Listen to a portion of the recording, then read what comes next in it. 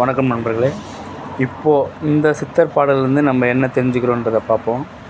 முதல் நாள் சமைத்த கறி அமுதனினும் அருந்தோம், நாறு கந்த புஷ்பமபை நடுநிசையில் முகரோம், பகத்தொழுக்கு மாதர சங்க கரந்துடைப்பமிதவிதூட் பட நெருங்கோம், மலஞ்செயோடு மழுக்காடை வகுப்பெடுக்கிற் கசிந்து கசமிவை மாலை விரும்போம் என்பது.